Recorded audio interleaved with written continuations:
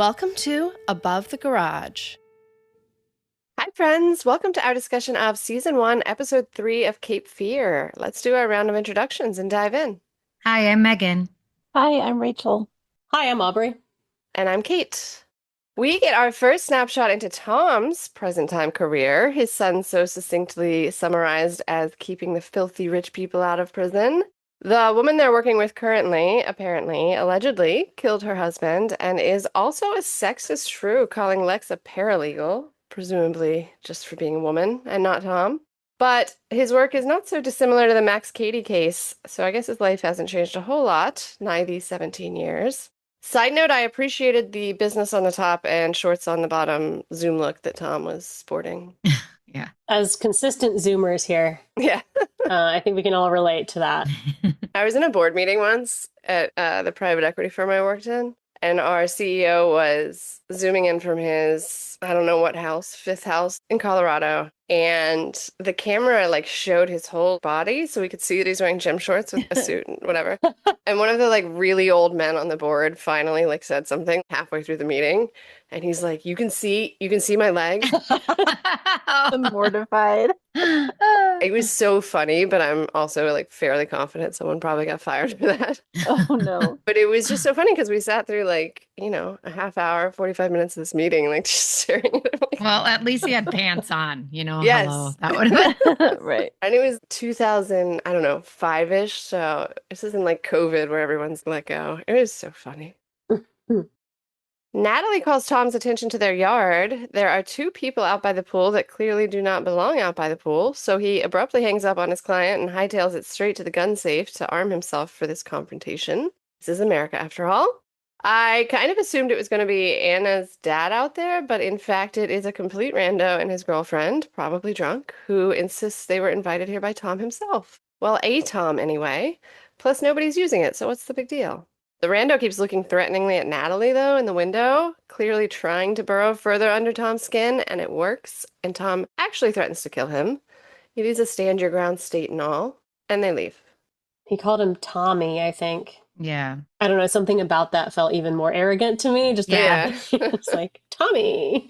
Like he was trying to get under his skin, like he was Right. sent there for a purpose. Yeah. Yeah, it seems so random to me at first, but clearly antagonizing in any way they can. Mm-hmm. Did you guys recognize the actor who was playing the guy?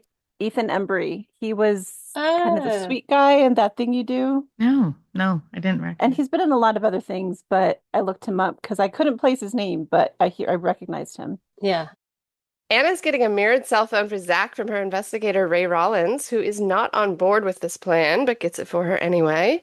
He thinks she's paranoid when she tells him her theory about Max Cady being Angel X, or behind Angel X anyway. And she clearly hasn't properly analyzed the situation since she's surprised that Ray sympathizes with Max over her. He's an ex-convict too, though, and the way she's got it out for Max doesn't sit right with him. Ray advises her to go at this another way, to befriend him and get closer to Max Cady to better understand what's going on, which translates in her head to keep your enemies closer. And then they get out of the car and we see this conversation is going down at Bunny and Byron's funeral. It seems a little bit bold that she's using an ex-con that she helped out for something like this, because it's I agree, and I have theories about this guy. Oh. Yeah, but she's basically putting him into a shady situation by asking him to do this, right? Right. After she got him out of trouble for whatever he was wrongfully accused of before. So it's I don't know, man. Good point. Maybe you don't use the people that you have helped in ways that could get them in trouble again. Right. Yeah. Yeah, and I think we've established too many times for only a couple of episodes that she's not as caring as she might be for other people. So yeah, she's not. And even though it's her family, she's being pretty selfish in the way she's using people, I think. Yeah, everybody. Not really thinking about the consequences for him. Yeah. Agreed. Back home, Tom downplays what happened outside to Natalie before he hits his weight room and works out completely normally. Just kidding. That was crazy. Yeah, that was insane. Obviously, he has some pent up, I don't know, a lot of pent up stuff. Aggression. I have no idea, but there was a whole lot of, pent upness in that workout. And I don't know to what degree the drugs, I think the drugs mellow him out, right? I don't know. Yeah. I really don't know at this point, but I'm pretty sure at his age he would get injured. 5 different ways after that. Yeah. I was just curious what it's connected to. Is it just the Max Caddy stuff? Is it Anna stuff? Is it something we don't even know about? His aggressive way. Yeah, I'd say there's a whole lot of issues going on Yeah. with him. right. Probably many, many things. Yeah. Yeah. I still think there's something going on with him that we have no idea about. Right. It just seems like there's a secret under the surface with him. Well, we learned a secret in this episode that I wasn't expecting necessarily. True. Oh, I haven't come out yet that I haven't seen the movies for the awareness that I haven't Right. seen the previous movies. So I'm coming into this show totally fresh. That's like me, Yeah. but not those two. 50-50 again today. Yeah. Yeah. What was the secret that we discovered today? About the female coworker? Mhm. Oh, right. He did have a call with her like in a previous episode. I don't know. It wasn't like shocking, but Mm. unpleasant. After the funeral, Noah asked Anna to fly to Atlanta with Max Cady to play lawyer with the private prison company that's going to end up paying his restitution payment. Turns out he's asked specifically for her after she did such a bang-up job last time they worked together. Honestly, the least she could do is do this pro bono. Like, you're going to make more money off of you fucking up defending him last time? That's insane to me. Right. Let's say he's actually innocent. 40% of whatever he settles for, which is Uh-huh. an enormous amount, not to mention just an enormous piece of what he actually deserves, you know? Mm-hmm. Yeah.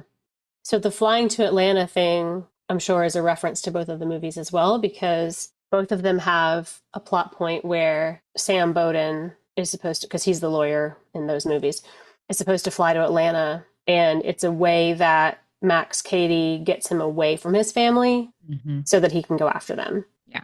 So this is like an interesting way, I guess, that they're referencing it. Mm-hmm. I think it's more of like a winking reference because obviously the same thing doesn't take place and it's not being used for the same reasons, but Right. I like the winking. yeah, me too. I really like that because it's like they can use it. I mean, Mhm. it's not mandatory that that particular thing is like, the reason that something goes down, but Right. it's a big plot point and it's a cool plot point in both the movies. So Yeah. Yeah. there's a whole airport scene where Max Cady shows up and is trying to determine when Sam Bowden is coming back from the trip. Uh-huh. And that's cool too, because in both the movies, like airport security has changed over the years. So in the first one, he just asks and they just tell him. And you're like, what? That would literally never happen. Right. Even the second movie was pre 9/11 though, so Right. He gets the information in the second one, but it takes a little more coaxing. He has to be a little more dramatic about it. And you can tell that the clerk doesn't want to do it. yeah. Right. But it's just funny. That's very funny. So I like that reference, even though it seemed crazy to me that you would fly from Savannah to Yeah. Atlanta. Like, I thought that too. I mean, it's like almost a 4-hour drive because I thought it was closer than that. So maybe, but that's a little bougie, I think. Yeah. Well, they're kind of bougie. They're Yeah. Very bougie. bougie. Yeah. Yeah. I think 4 hours is maybe the line where you can fly if you really prefer flying because it probably takes similar amount of time. Yeah. I don't know. I would always drive 4 hours rather than fly. Me too. Me too. It would take that long. I feel like I'm always weighing the amount of time it would take to go through the airport Mhm. Yeah. and do all of that versus just driving directly. So yeah. Plus having your car. I like have a 6-hour thing, even 9. I'm like, I can do 9 hours. I don't need to Yeah. deal with. I feel like 8 might be my cutoff. Yeah. You might be like an hour longer than me. Yeah. I think I got 9. I'm like, 9. I can do 9. I can do 9. Max is the picture of freedom out for a stroll with his ice cream cone. Gross opening shot of him slurping at it, though. I really hate hearing people eat, and whatever was happening here definitely qualified. Mhm. They made that as visceral as possible. Yeah. It's not just me. It was No, like- no. Everything about it. The Oh. visual, the sound, all of it. Yeah. Yeah. Anyway, he's looking away when he gets accosted by Wendy Wilson. What did you guys think? She's a super fan or a journalist? I thought she was a Oh. journalist or something. Oh, really? That's what I thought. Because how she was like talking about Amy Brucato or somebody, his girlfriend. Right. A super fan probably wouldn't kick off with that so aggressively. Right. So I felt like she was a journalist. I just kept getting that she just seemed so turned on by everything he was saying that I thought she was just a crazy woman who, for whatever reason, thought killers are attractive. I don't know. Right. I didn't get journalist, but I didn't think of that either. So maybe you're right. I did only because how she brought up Amy Mm-hmm. Immediately. immediately. Yeah. Like she was fishing for something, like she wanted more, but then he turned it. And Could be. Yeah. Yeah. I mean, I only got from that she didn't want it to be her because she really wanted it to be him because it was Yeah. sexier to her. That's what I was getting off of it. But Yeah, that's interesting too, though. I don't Yeah. know. And then it ends disgusting. So Yeah. Yeah. Well, when he says, I actually don't think you know me or whatever, Yeah, that was the point where I started to say, is she a journalist? Yeah. same. Yeah, which I assumed he was saying to himself as well. Yeah. Mhm. And like the fact that she was acting so into it, I honestly was a little bit 50-50, Rachel, because I was kind of like, yeah, exactly what you just said, but also she could be faking that Yeah, to try to get the story. yeah. Oh, So- yeah. well, and if she was really the super fan, she probably wouldn't have minded What what happened yeah. at the end Yeah.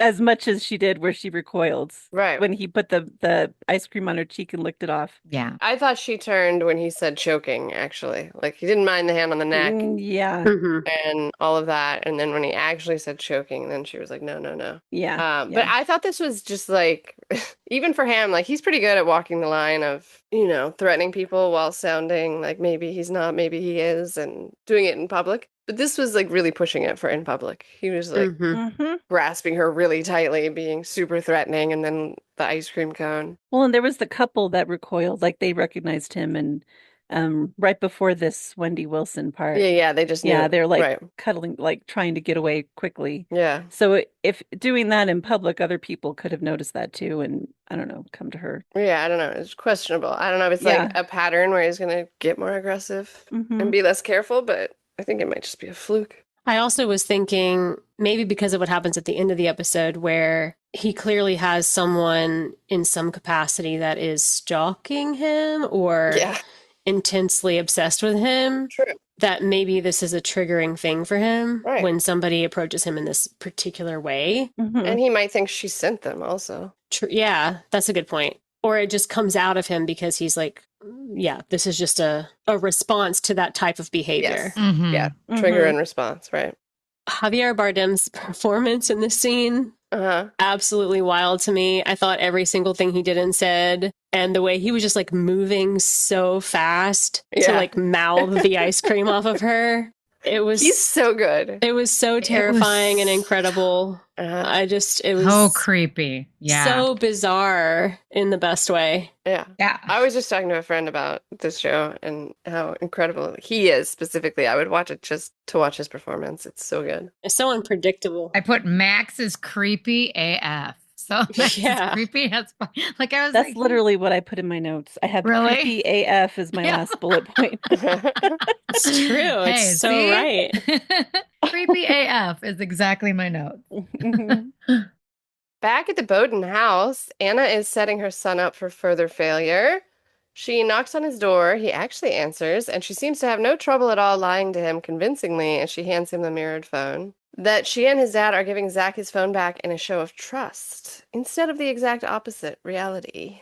This is a random small comment, but I really liked the lighting in his room with the blue and pink, Yeah. purple. I noticed that too. They're doing such cool colored lighting in this show. I'm kind of obsessed with the lighting in this show. It's so good. Uh-huh. Me too. Yeah, I was wondering what was he just doing? Was he like rave dancing in his bedroom or something? I love the colors. Or was this some elaborate video game? Or I couldn't figure out what the lights were, but I noticed that too. Yeah. I mean, to be fair, I replaced my light bulb with a black light when I was in high school. Not to get high, just because I thought it looked cool. Totally get it. Didn't it make everything look really dirty? That's my only concern. I don't want to see the dirt. It was like an evening mood setter for myself. That's adorable. Just liked it. I Yeah. like it. Honestly, there's a house very near me that always has a whole green room, like green light coming from the room, like it's fully green, and I'm always just like so fascinated by what is happening in there. Oh, And I'll never know. I might know one day. I'll let you know. Okay. Update us, please. While Anna waits for that trap to spring, she kills some time watching a podcaster hating on her for what she did to Max Katie and the fact that she was so obviously fucking Tom during the trial, per said podcaster. And then she gets what she's been waiting for, her son messaging Angel X. Natalie walks in and interrupts her at that very moment, so Anna hides the phone. I was surprised she didn't prioritize the Angel X texting and curtly turn Natalie away, but nope. She tolerates a whole conversation about an old dress Natalie found in her closet before turning her attention back to the mission at hand. I really like Natalie's line. What look were you going for when she's holding the dress up? Yeah. I wondered about that too with the texting, but I guess I figured the text will still be there even if she goes back to it. Yeah. Yeah. Anna checks in on Zach, who is now sleeping, so she can send messages on his behalf without him seeing them, as long as she deletes them in time. And her plan works. Anna gets this Angel X to send a picture from which she can figure out where the woman is at a restaurant. I'm just shocked that Zach fell asleep that quick. Yes. So Yeah. was I. He hadn't had his phone in so long, and he's Right. finally texting Angel X Right. There's no way. and falls asleep Yeah. It doesn't make any sense, but okay, fine. He's asleep. and stays asleep. It also seems like it happened in the amount of time that Anna had the conversation with her daughter in the living room, which was like 26 seconds. Yeah. It was short. Yeah. Plus the fact that he didn't wake up while she was texting was really lucky on her part. Yeah. Must be nice to be able to fall asleep and stay asleep like that. Yeah. Yeah. I would have expected him to like suddenly wake up and seeing this text conversation going on his phone and like, what the fuck is going on? Yeah. She acts That's what I pretty was- quickly with deleting it, but yeah, same. It's like very risky. Everything she's doing is risky. Yeah. Unless we're missing something about how the tech works. Right. But it works, so good gamble. She goes to the restaurant and finds Angel X, whose real name is Nevaeh Valentine. Anna gets straight to the point, wants to know why her son is missing a toe, and wisely takes a photo of the woman's driver's license. Nevaeh suggests it was actually on Anna's watch that he lost that toe. He'd already left her. So if that's true, they have been meeting up. I don't know if we'd confirmed that before that they'd met. No, I was like, oh, she's real. Like, Yeah. she's Yeah. real. Yeah, Yeah. Like, actual woman. not just yeah. Max behind there. I mean, Yeah. I still think she's probably, I don't know. It's another layer. Max is behind another another layer. layer of a real person at this point, Yeah. Yeah. right? Yeah. That's kind of what I think. Right. I especially thought that more later on. Yeah. And no, I put in all caps, it's actually a girl because I Yeah. had the same thought. It was like, Right. oh, Yep. it really is a girl that he was really texting. And like a youngish girl. I was surprised. Mhm. Yeah. A Age young girl. appropriate. Age appropriate. Yeah. I'm immediately inclined to feel pretty sorry for her, though, because whatever is happening with her, I think she's being manipulated, even though I think she thinks she's enjoying it, like wanting to do it. I think she's shady. Yeah. Shady AF. Yeah. I think she's definitely like troubled or whatever, but I think that there's stuff going on. Right. You think she's doing it against her will? Like there's a desperation. I don't know that she's doing it against her will, but I think that he's probably very good at making people think they're Yeah. doing it because they want to be doing it and not Right. because he's asking them to. Mm. Yeah, for sure. This was pretty good detective work from Anna. Yeah. Yeah. Solid. Yeah, it was smart. When she walked into the diner and sent the text just to hear if she could hear the Yeah. it Yeah. received somewhere, I was like, oh, that was clever. Yeah. Very clever. Or like see someone grab their phone and look at it or yeah. Mhm. I think it was less than clever that she didn't just screenshot the photo of Matt Katie and instead showed her the SJLP like post. Yeah. I thought that was odd. Not that it matters. I'm sure she already knows where she works and all of that. It was just strange. But yeah, so Anna shoves the post from SJLP with Max Katie's picture on it in her face, and Nevaeh claims she's never seen him, but he's fuckable. She seems convincing in not knowing him, but everyone in this show lies well, except maybe Tom. So that means nothing. Yeah, the some old guy I definitely fuck made me Yeah. laugh. Right. Yeah. Well delivered line. Well delivered. Yeah. And then Anna hands Nevaeh some money and suggests a homeless shelter for the girl before she departs. She seems scared enough by Anna's threat to do what she says. I agreed, but I think that that's an easily undone move. Like, Yeah. this is a teenage boy that wants you, so all you have to do is unblock him and say, sorry about that. Mhm. Yeah. Mhm. Your mom is here. Never mind. No. So did I. I didn't think it was like something that like she sent this text, but it could easily be undone. But at the same time, if she was really scared by the threat, because I think Anna was threatening to turn her in for drugs, right? Yeah. Yeah.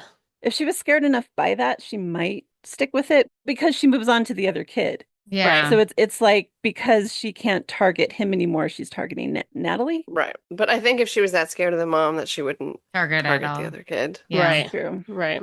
Unless the person who's using her scares her more. Yeah, Right. for sure. And that's maybe what Aubrey was getting at. Like Right. she feels bad for her for something. Yeah. So maybe she's under duress, perhaps. Who Under knows? Yeah. duress. Good word. Yes. Maybe she doesn't have many options. Yeah. Hmm. So at this point, I was like, I've had this idea for many years to build an app that would tell you what food is going to be consumed in what you're watching before you start it so that you can order or cook your food. I thought we were just working on learning if animals died first. There's a lot to work on, They but already have something for that, though. is it really? Yeah. Does the dog die? Not yours. Oh, the dogs. Yes. Oh, yeah. The does the dog die.com has Yeah. got that pretty covered. Anyway, back to food. Happier topic. But like at this point, I just feel like I would have really enjoyed having breakfast for dinner and a strawberry ice cream. Mhm. I love breakfast for dinner. You and my daughter, Kaya's always looking for a theater that serves food, like, I love it. and they exist. There's a couple. It's called like Forks something. Oh, yeah. I love it. I only go to the ones that serve Me dinner. too. Yeah. No, these are like themed dinner. Yeah, they're like multi-course dinners that come out at the Oh, appropriate that's times cool. during the movie. Right. And it's like hundreds of dollars. So I was like, Yeah. I'm good. I'll just make my own at home. Make your own, Yeah. right? Yeah. Have your own dinner for friends with themed food. I do that with movies I've already seen. Like we were doing a Wes Anderson series for a while and watching the movies and eating food from his movies because I know them so well. I know the food that's in them. This could not surprise me less. I Yeah. And I'm in awe of you. That's amazing. And did you pair with the perfect cocktails as well? Of course. Yeah. With mocktail versions for those that don't drink. Accurate. I bought like cafeteria trays for Rushmore. It was a whole thing. Anyway, I love it. but also in the realm of food, when Anna says breakfast for dinner is usually better with orange soda, raise your hand if you've ever had an orange soda with your Wait, I just got it. It just clicked. Orange juice, orange soda for dinner. Orange juice with breakfast, orange soda for dinner. Oh. Slight adaptation for dinner. Is that what we're saying? Yeah. It's like we're Okay. shifting what it is, but now it's orange soda. Okay. Okay. Sorry, Anna. My apologies. It was a good joke. I was too dumb to get. I wouldn't get it either. That was funny to watch you work through, though. Tom is predictably annoyed and unimpressed with Anna's recent actions, that what she did was too dangerous. She blames feeling unsafe on her unpredictable childhood. Tom talks down to her for a bit, and Anna lets him. She also lets him think this chapter is closed moments before she texts Ray the woman's driver's license and asks him to run it for anything he can find on her. Anna's on the phone with Noah when she hears something familiar and foreboding downstairs. Max Cady is in the kitchen teaching Zach knife skills. The journalists for the Times are back too. Noah forgot to tell Anna that they're all driving to Atlanta together now. Oops. She sends them outside and Zach away to properly confront Max. He laughs at his little wrong foot joke and once again assures her there are no hard feelings on his part, despite detailing her recent aggressions towards him in the process. He insists he doesn't even mind her getting him arrested. She, in turn, assures him they're all good, of course, just go wait in the car. And then he feeds the cat some turkey or something. Do not kill the cat. Ugh. I literally said aloud, "No peanut butter." I know, me too. I'm cat's like, name. no, Yeah. no peanut butter, don't. I mean, I think the cat has survived another episode, I hope, but like, just stop zooming in on the cat. Yeah. I just don't think the cat is long for the world. Oh. Ugh. So, do you guys think that they were being truthful about, like, we've told Noah about this and she just didn't tell you? Or do you think that the journalist who's being very, like, forward Oh, is. yeah, just like slithered her way in. Yeah, exactly. That sounds likely. Yeah. Also, I don't trust Noah at all, so it can I don't be either. She's so 50-50. self-absorbed into Yeah, her cause. Yeah, this is the thing that makes both things equally believable, kind of, to me. literally, yeah. Mhm. Either way. Which the whole show is doing expertly, I think, because they make you question everything. Like there are multiple answers to every question that you have, all of which Right. seem equally believable. So you're like, I Yeah. don't know. Yes. Mhm. I really like it. I am Yeah. going to go with my answer on this one, though. I'm going to say Noah actually pulled the journalist in because I think that Max Cady would prefer to have had her on her own just to like psychologically Mm. torture her the whole trip versus having other people in the car with them. But it's, again, could go either way. I would not be remotely surprised if what you said is what happened. I also really liked when the journalist was talking about her assistant and she was like, Dusty's well behaved. He only talks when I tell him to. And then I'm like looking back now, like, is Dusty well behaved after Right. that hotel scene? Yeah. I think he's well behaved for her. Yeah, only in the way Yeah. she wants him to be. Yeah. Anna calls and updates Tom about the whole Max, Katie, and Zach bonding over sharp knives thing, and about the road trip. Tom is just worried Anna's going to spill their big secret, whatever that may be. She funnily assures him she's always careful, despite her actions this very episode, and then they're off on their road trip. Had another good laugh when Anna said to Tom on the phone, he was downstairs with Zach making fucking sandwiches. That was great delivery.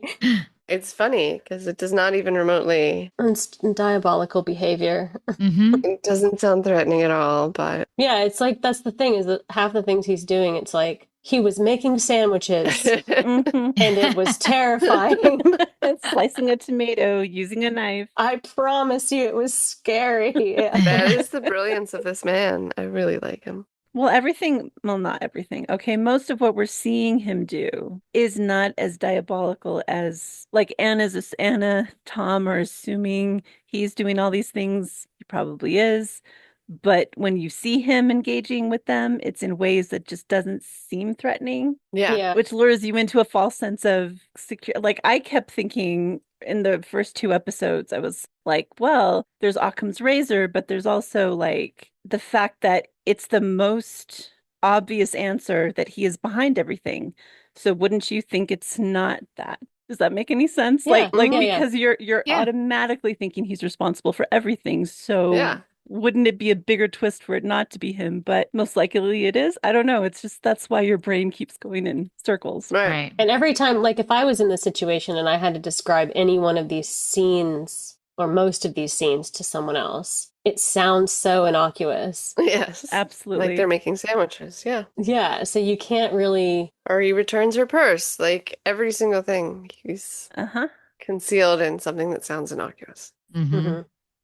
Tom steps in dog shit in his driveway on his return home, and his glitchy camera won't even tell him whose it was. There are a lot of random similarities in Apple shows lately. Like dog shit was a major plot point in Your Friends and Neighbors this season. True. I find it odd. I feel like shows are also manifesting real life scenarios because I literally woke up in the middle of the night and my 21-year-old cat had an accident on my side of the bed and I stepped in it as I was getting out of bed. Oh, no. So I was like, no. I think Tom did this to me. Oh no. Awful. Tom's fault. Oh, poor kitty. Yeah. Mm. We cuddled after, it's fine. But Oh, okay. not a thing you want to happen in the middle of the night. God, no. Yeah. While Tom's watching the security footage, Natalie walks outside. She's wearing headphones, which is really dumb when you're in a horror movie, Natalie. And while she does yoga on the pool deck, under the careful watch of a drone she can't hear, Tom sees that Zach and Max have had a long conversation by the car earlier, even exchanging something or touching hands for some reason at one point. Yeah. I definitely connected the drone thing to Max Katie immediately, obviously. Me too. Yeah, not what it actually was. Yeah, same. Well, so the drone thing, what I thought was interesting about the drone thing, and we don't learn this until when they're at the pool party, but it was the fact that somebody was able to have it texted from Natalie's phone because Mhm. they said Natalie was the one who sent the video to everybody. hmm Now, I'm not a tech savvy person. Is that a difficult thing to do? It looked like it was Messenger, right? It was like her Instagram handle, I think. Yeah, so they just Mhm. logged into her account probably from Yeah. whatever Okay. phone. So they got her password somehow Yeah, or hacked it. that's what they did. It wasn't from a phone number, I think. Okay. But yeah, still, who did that? Right. Yeah. Right. And the other thing, I mean, the way that the cameras keep glitching, so the security cameras and everything, every time they look at their security cameras, there's a glitching, Mhm. and it's been happening since the first episode, I think. Right. Yeah. So that keeps making me think that somebody's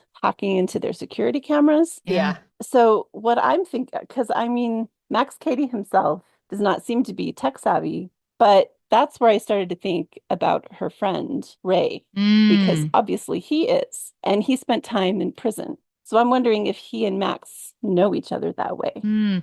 Yeah, because Max wouldn't know all that technology. He was in prison for 17 years. I mean, I guess they Exactly. probably, give you access to some computers during your off time, but not to the point where I don't think you could. On the level where you can mirror Yeah. somebody's phone and know how to do all that Right. stuff. And then in like the first episode, I think you see kind of a spooky, shady, like shadowy image of somebody hiding in the one of the rooms, a closet or something like that, to indicate that Mhm. somebody was in the house. And I think your brain is going to Max Cady is there, but it could have been somebody who was in there to mess with their security cameras or plant bugs or something like that. Yeah, that's true. So I'm just wondering if Ray is involved or if he's actually working for Max Cady. And because he's got this tight relationship with Anna, I mean, he laid it on pretty thick in the car when he was saying, I owe you everything Mm. because she got him out. But maybe while he was in, he and Max also had a tight bond. I don't know. Oh, yeah, I could see that. That's what I started thinking. Yeah. That's good theory. Yeah. I think he wouldn't fuck with the kid. I don't know. He just seemed like a good guy to me, but Yeah. I know he does seem like a good guy. I don't know him at all. So, yeah. Yeah, it's hard to know. I had the same read about him, but yeah, it's hard to be sure about anything. Yeah. Because it could also be Zach doing it if he's Right. being directed by Max to do stuff. Yeah, I think Zach has more to do with Max than we know. I do too. He doesn't seem to like his parents. I think. No, he hates his parents. But he even conceals that well. Like when he came out of the bathroom in episode 1 or 2, I can't remember. The toe is too, I think. It was 2, yeah, because there's Mhm. hospital, yeah. And he had just been talking to Max, but he was like very nice to his dad, and it didn't seem fake, like right afterwards. Right.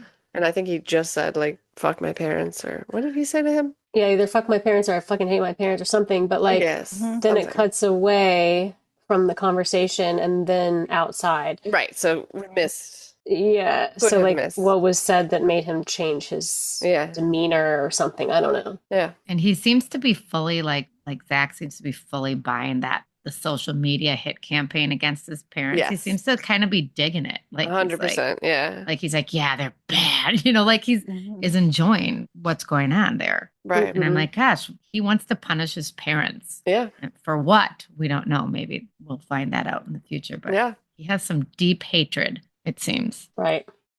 Poor lonely Max is being aggressed upon by another woman, this time the journalist Tabitha at the gas station. Max flirts back, I think. It's really hard to say since every single conversation with him is just weird and means something other than what it seems. Also, how was he chosen as the driver? I would not let Literally. him drive. Yes. Same. Yeah. I wondered that too.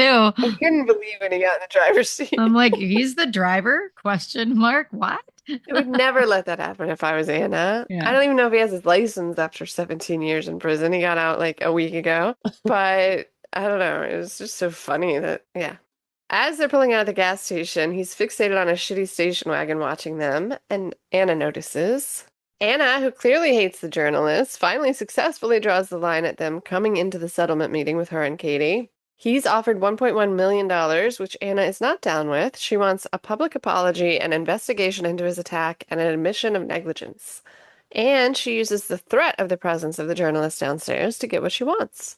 Katie looks like he's really enjoying Anna's performance, and somehow they close with $4.2 million when we next see them with the journalists. For his part, Katie gets his kicks literally squeezing the head dude's balls while they take a selfie. Colburn, the guy Anna said was a real dick earlier in the episode.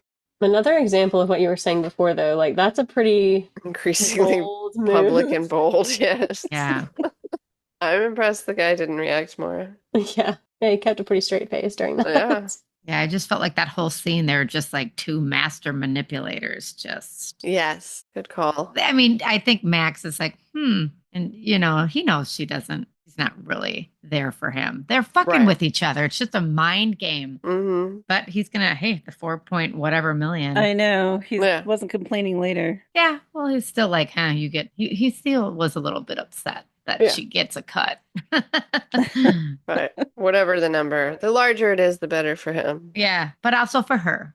But Yeah, also for her. yeah. That's the whole thing. That's insane that Yeah. she's not doing that pro bono after Mhm. not. In this scene, I was like, okay, she's pretty good at her job. I thought so. Like, she did a pretty great job making that deal happen. Well, she's very good. What I like about her skills as a lawyer is she's able to do all that without becoming quote unquote bitchy or too aggressive as a woman. It's like, I think women professionals kind of have to handle things a little bit differently when they are in a situation like that because, like, they get just labeled Right. unfairly against the equivalent actions a man would do. Yeah, Oh, for for sure. sure. Like a man is strong and a woman is a bitch. And Right. and I thought the way she handled it was very strong, but Mhm. also calm. And confident. Yeah. Yeah, smooth, just incredibly smooth. Yeah. I do think she's a very good She's a very lawyer. good lawyer. Whether she's a good person is a different Right, story. Right. exactly. I don't like her. Fair. And nobody's likable. Like nobody's likable. Do you No, like that's it true. so Yeah, far? yeah, I like Max Katie. Well, What? He's a fucking psycho. I just want everyone who's listening to know that Kate is twirling her hair while she's saying this. Kate just likes Javier Bardem. She's like, hello. He's so entertaining. Yes. Oh, she's falling for him. I mean, you're not wrong though. They're doing a great job of that because it's really Yeah. like, Uh-huh. I mean, he's done some creepy ass shit in this episode. Creepy Yeah. as fuck. very creepy as fuck. Kate's like, hi there. But if I had to go to like a public dinner with one of them, I'd probably have more fun hanging out with Max Katie. I'm not going to lie about it. I would, Yeah, yeah. for You sure. Come on. tell he freaking wants to strangle your ass, but yeah. All right. Natalie's wandering through a party where her bestie from the previous episode is being an absolute bitch, along with the guy she's hanging out with, makes fun of Natalie's dress, and then a couple guys show Natalie the drone video of her doing yoga that she supposedly messaged to everyone. Everyone's laughing at her, which is dumb because it's not even that scandalous, but everything makes a little more sense when we learn that this guy who showed her is the brother of Sophia, the girl whose nudes Zach shared last year. It's at that moment when a briefly mysterious woman walks by, plucks the phone out of his hands, and throws it in the pool, much to Natalie's delight. When Natalie rushes to introduce herself, she turns, and, of course, it's the woman we just met as Nevaeh in the diner with Anna. This time she's going by the name Amber. Like you already said, the friend was so mean to her. Why? Like, I know she didn't try to kiss her. It was kind of moving in that direction, and then she said she didn't Mhm. want to, and that was fine, but she still hung out afterwards, right? She didn't, like, run out angry. And the friend seemed fine with it, really, because Natalie asked and she's like, yeah, what are you talking about? I'm fine. Like, I mean, maybe that could be part of the drama, but I feel like there's something more going on that, like, this is probably the dynamic between them. That sucks, yeah. And we just happen to see, Like public versus private, you mean, or what? Oh, Mhm. yeah. yeah, that, but also maybe Moody mean girl? a hot and colds kind of thing. Yeah. Yeah. Kind of an abusive friendship type Right. of. Mhm. Yeah. Right. That sucks. It had that Mean Girls vibe that's Mhm. just Yeah. so toxic. She seemed to be trying to impress the guy that she was with, Right. probably, which is low. Low. Good word. Mm-hmm. Tom invites his coworker Lex over for an all-nighter the very moment he learns Anna's trapped in Atlanta. Scandalous. And journalist Tabitha is throwing back airport liquor. She hilariously corrects Anna when Anna assumes it's from the minibar. Nope, she carries that stash in her purse and would like everyone to know that. Tom tries to confront Zach about the Max Keaty exchange, but Zach denies it, and then the doorbell rings. Then we're back with Amber and Natalie talking a little bit of shit about her friend before Amber reads her like an open book, warns her she's going to disappear if she just keeps going through the motions and doing the good girl things she's supposed to do. Amber gets out a bag of powder and puts it on her thumb. Natalie sucks it off her thumb and they make out. Yeah, this whole thing where Nevaeh / Amber is just going plot point by plot point through Natalie's life. Yeah. Mhm. Pretty suspicious seeming, right? Like Yeah. I mean, she could guess maybe like a general sense of a person, but that seemed way too detailed. Yeah. But she's super high. But it seemed like she'd been coached of what was going on with Natalie, so she could say Mhm. that Oh, for sure. to Yeah, appeal yeah. to her. Like she was fed information already. Yes, I Yeah, agree. I just can't get a read on it. I'm like, who is she being manipulated by? Is it Max? Is it Zach? I even like had it crossed my mind that maybe she has kind of like a beef with the parents. Like maybe Mhm. something happened to her parents and they locked her parents up and she's on her own little I mean, could she be related to Max? maybe. I just was wondering if she had her own vendetta against them for something that they did. Right. Or one of the parents did. I don't know which one would have been trying the case or whatever. But Yeah, that's a good call. Lawyers have more than, Right. They have a lot of cases. Yeah. They piss a lot of people off. So. yeah. I do feel like this show has done a pretty good job so far, though, of connecting things all together. I mean, we'll see how it comes out at the end because obviously there's a lot of missing pieces to this, but I've really liked that about this, about how they're not trying to have all these side plots going at the same time. It's kind of all one big story. Yeah. Mhm. Hmm. So I still feel like there's a connection, whatever that is. Right. Right. Yeah. I think Max is behind it. I think he wants just to fuck up her family because he lost his. Yeah. Yeah, but I had that same thought in the early scene with the couple by the pool because I was trying, obviously immediately trying to connect that to a way that Max was trying to frighten them, the skunks and the wildcat and like Mhm. the other things that have happened. But I also thought both of these, they're both lawyers, right? Yeah, they're both Mhm. lawyers. Yes. And they both will have made enemies in their careers, Yeah. so it could be anybody. And I wondered, Right. I didn't ask this earlier, but did you guys get a sense that Tom knew who that couple was by the pool before he went down? I didn't, but that would be interesting. It's a good thought. I mean, he immediately went for the gun, which could mean nothing because they're trespassing on his property. So obviously he Right. wants to protect his family, and he doesn't know if they're dangerous or not. Or did he recognize one of them and like especially the man and take precautions because of that? I think it's a certain mentality in America and Yeah. often in the South where somebody strange is in your yard and Which is what he said, You the get a hold your gun. ground Yep. Yep. thing. Yeah. Tom's coworker Lex has arrived and there is something going on there, or almost is anyway. Tom thinks he's saved by his sober wife keeping no alcohol in the house, but Lex brought her own flask. Tom raises her on that and pours his favorite illicit drug into their drinks, all while Zach watches from the stairway.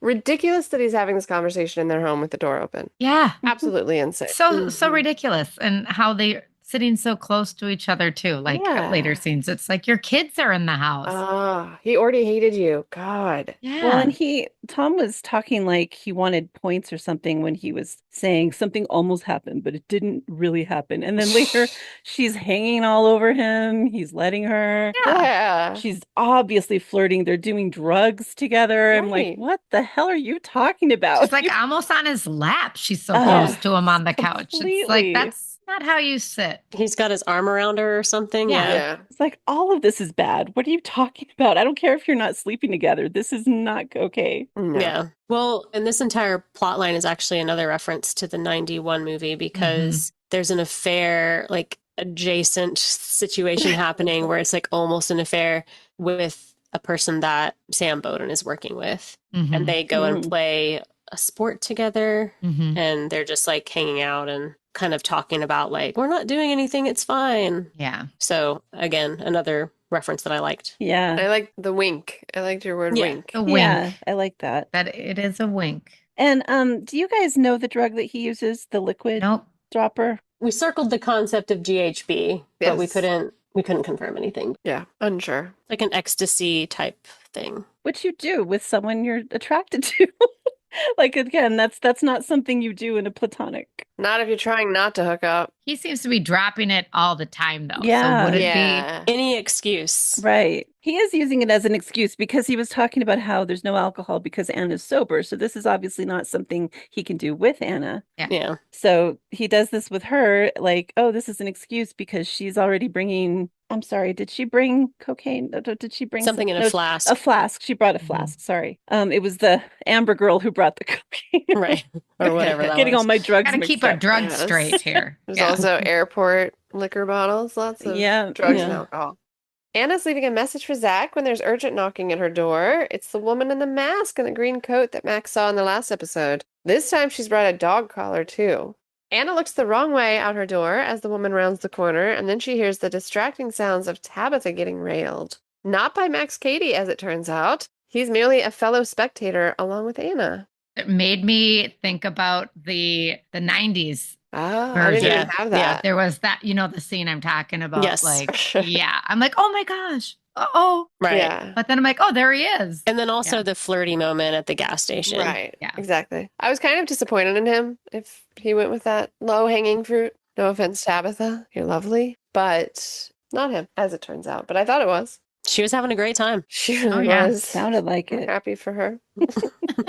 Funny / creepy at the end when Anna goes to get her shoes and he like leans in to listen to it closer, like leans against the door.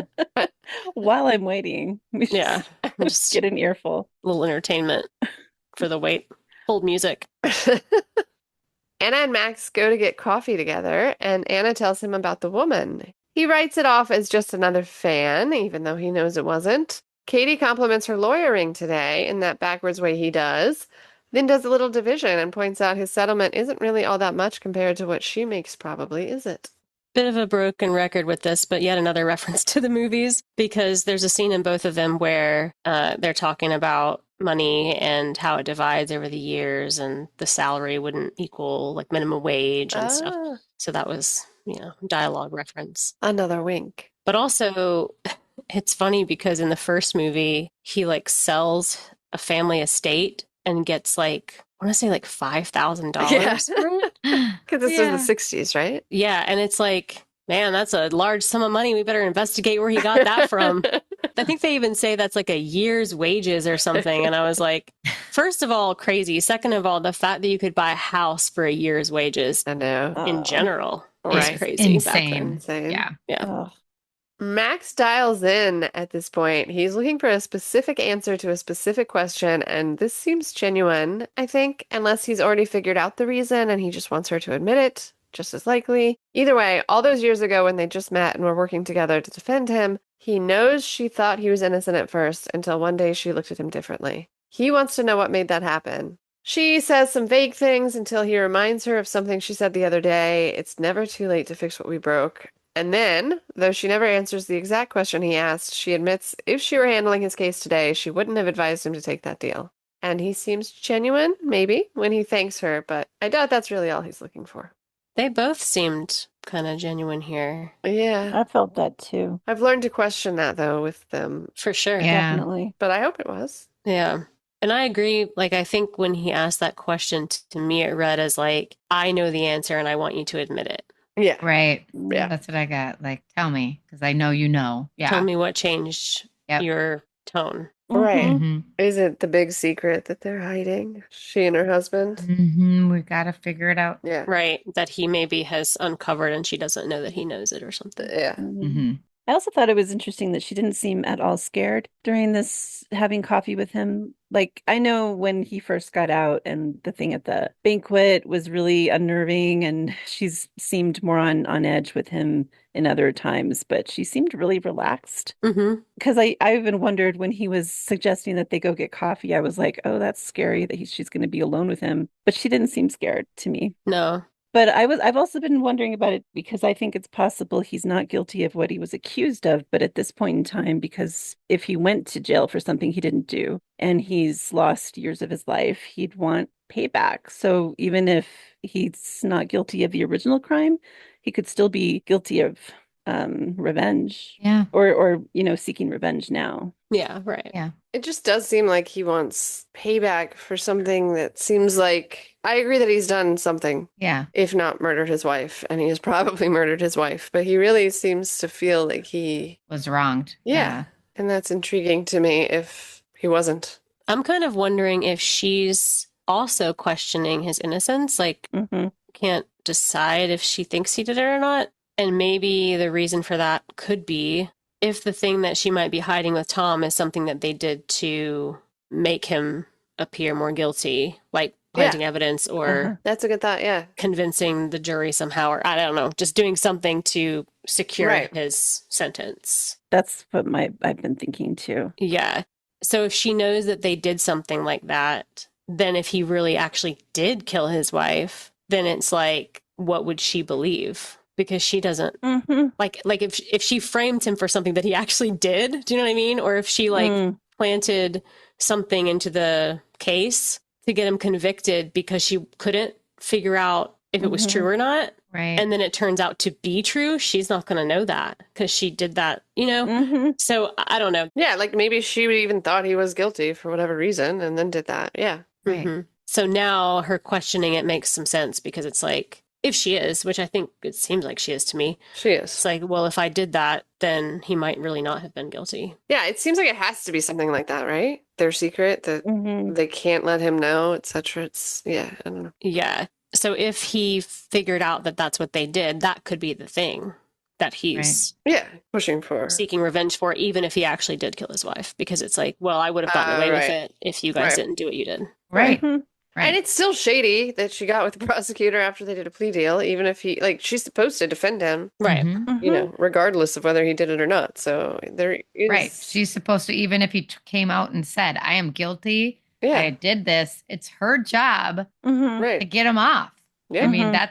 and he might feel just betrayed by that. Yeah. It's maybe what he's trying to, I don't know, I can't imagine her actually confessing to that, but alluding to in this what otherwise looks like an innocent conversation over coffee, Yeah, maybe. where he's suggesting that something shifted very Right.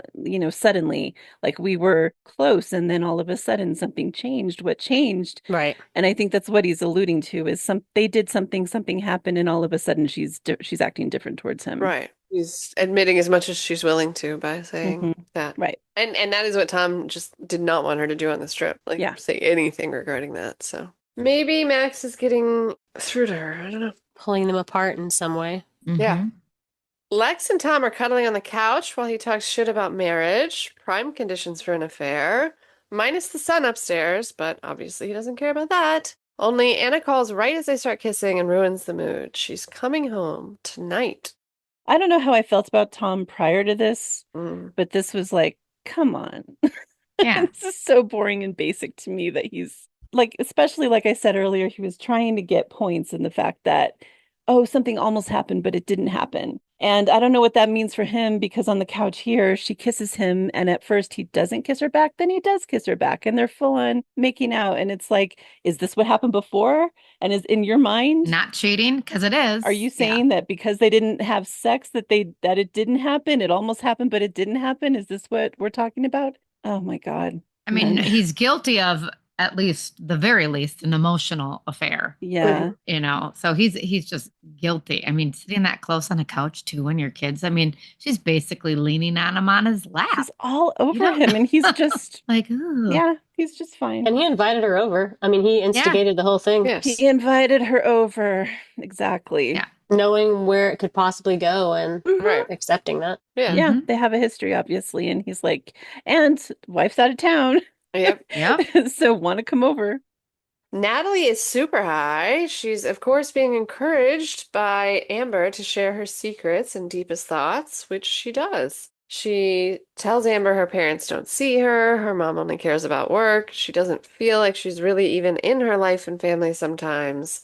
Disconnected is the word that she uses. She seemed really, really, really high. Like the way that she's moving her body and such is Mhm. not. Oh, They yeah. seem pretty floaty. Yeah, I don't know. It just seems like beyond a normal amount of high, but Mhm. And the way they showed the shots of Nevaeh / Amber with that kind of dreamy filter around the Yeah. edges of it, that was cool. yes. I Yeah. liked the way Mhm. they did that. Yeah, she's like tripping or something. Yeah. Right. I love the cinematography on this show. Mhm. But yeah, she's fucked. Tom is rambling about the case while Anna zones out, looking concerned. I love how there's a storm brewing in like every single scene in this show. Have you noticed? Yeah. Yeah. I have. There is literally thunder. Yep. I love it. Is it hurricane season? I don't know what It month it has is. to be. It's so crazy. Even while Tom and Anna pick up where Tom and Lex left off earlier. Yeah, honestly, Tom didn't deserve that. No. Ugh. I hate that he got laid anyway. I know. Can I ask about the way they use the negative shots? Is that something from the movies? Yeah, that is. Okay, that's cool. Mm-hmm.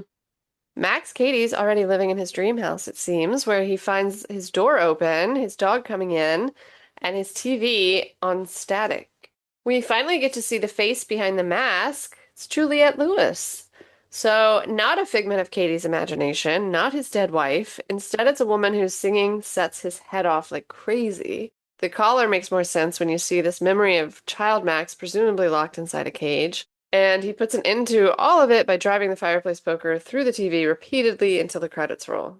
Me and Megan were so excited about this this reveal because she's in the It's a movie thing? second movie. Yeah, she's like Ah, the Yeah. daughter of the family in the second movie. Oh, Yeah. That's very cool. I awesome. love stuff like that. Oh, Yeah. I was like, yay! I was like, there she know. I is. mean, I did not get the reference, so when we were in the chat and you got excited, I was like, Yeah, I like her too.